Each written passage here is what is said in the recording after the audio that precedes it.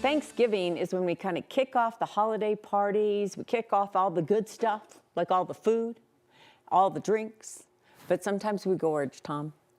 We? Sometimes. We? I guess you're We can't help it. covering us all in there. I'm lumping myself in there, okay? Well, if you're going to bring that up, I'm going to invite our 9 News medical expert, Dr. Paula Coley, to see if she can stop by and answer some questions since you happen to be sitting right there. Yeah.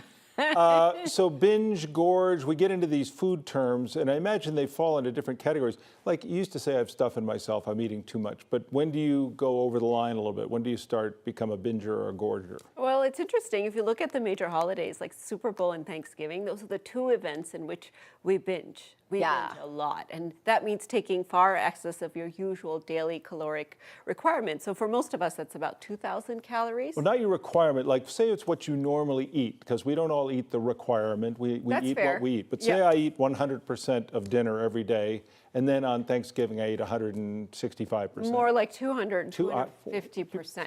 So you're talking about most average Americans should be eating 2,000, maybe 2,500. On Thanksgiving, we'll eat about 3,500 to 4,000 just with the meal. And that counts, of course, the appetizers and the drinks. But 2 to 3 times what we ought to be eating. Mm-hmm. And again, it's not good for our gut. But if you think about the way Thanksgiving is set up, it's why it happens. It's high-fat foods, it's creamy things, it's carb-loaded, and then the portion sizes are a lot bigger than usual. And then we're eating for a lot more hours. So the duration of the event also sets us up to overeat. Mm-hmm. Yeah, it all sounds so good.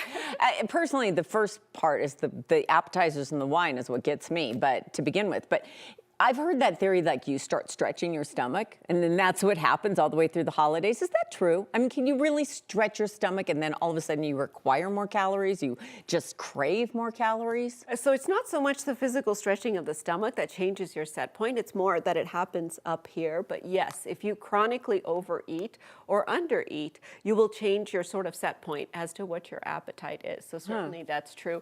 But you know, you mentioned the appetizers and snacks, and I have to say my biggest tip for avoiding binging, try to skip the appetizers or try to skip that grazing. You know, when you're standing by the vegetables and you're eating the carrots and you're eating the nuts and you're eating the cheese off the cheese board. No, because that's where you get a lot of those empty calories and you're not necessarily getting as much bang for your buck. But what if you eat those and skip pumpkin pie?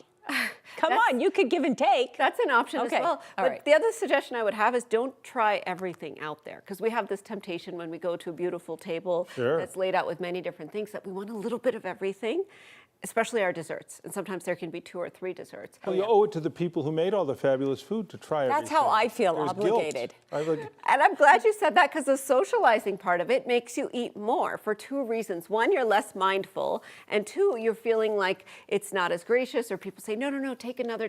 You want to show the host that you're celebrating. So again, just try to do it in a way where you can be sneaky and reach for 1 thing rather than 2 or 3 things for seconds.